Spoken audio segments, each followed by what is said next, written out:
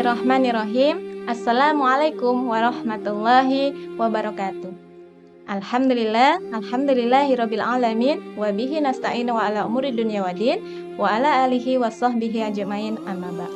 Alhamdulillah, segala puji hanya milik Allah Rabb semesta alam, karena pada hari ini kita masih diberikan banyak sekali kenikmatan.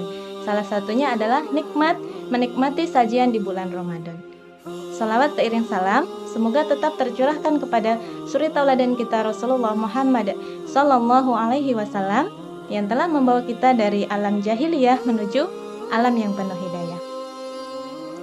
Sahabat Al-Qudwah yang dirahmati oleh Allah Subhanahu wa taala, tidak terasa kita sudah memasuki 10 hari terakhir di bulan Ramadan. Bagaimana amalan kita? Apakah sudah maksimal? Allah menyuruh kita untuk berpuasa, itu adalah tujuannya untuk mendapatkan gelar takwa. Apakah semua orang yang berpuasa sudah pasti mendapatkan gelar takwa? Allah menjawab dalam Quran surat Al-Baqarah ayat 183.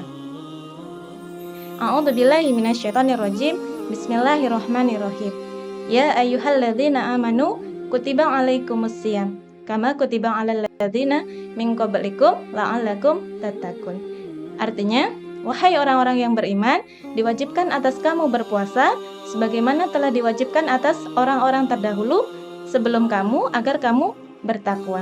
Jadi, tidak semua orang yang berpuasa itu langsung mendapatkan gelar takwa, kecuali mereka yang bersungguh-sungguh menjalankan puasa, tidak hanya dengan menahan lapar dan haus saja.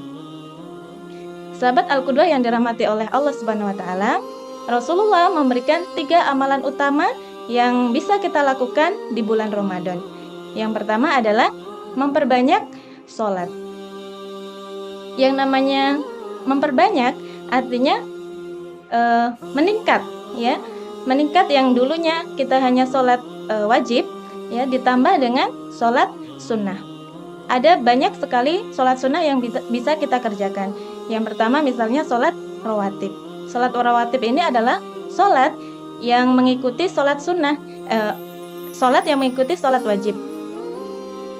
Tujuannya adalah agar menambah kualitas dari sholat kita. Ada 12 rakaat dalam sholat rawatib. Yang pertama adalah sholat sunnah rawatib sebelum sholat subuh. Yang kedua, ada 12 rakaat dalam sholat rawatib. 2 rakaat sebelum subuh, 4 rakaat sebelum zuhur, 2 rakaat setelah zuhur, 2 rakaat setelah maghrib, dan 2 rakaat lagi setelah isya. Itu salah satu sholat sunnah yang bisa kita kerjakan. Yang kedua adalah sholat sunnah duha. Nah, sholat sunnah duha ini terbagi menjadi 3 waktu. Yang pertama adalah awal duha, yaitu sekitar setengah 7 sampai dengan jam 8. Yang kedua, pertengahan duha. Ini bisa kita lakukan dari jam 8 sampai jam 10. Kemudian yang ketiga adalah akhir duha. Akhir duha ini kita lakukan dari jam 10 sampai jam 11 atau menjelang sholat zuhur.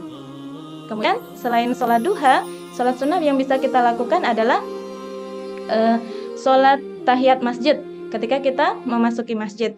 Kemudian sholat malam. Nah, sholat malam ini ada namanya sholat tarawih. Nah, sholat tarawih ini adalah sholat yang istimewa. Dia hanya kita kerjakan di waktu Ramadan saja. Kemudian ada sholat tahajud dan sholat witir sebagai penutup sholat. Ya, itu berkaitan dengan meningkatkan sholat.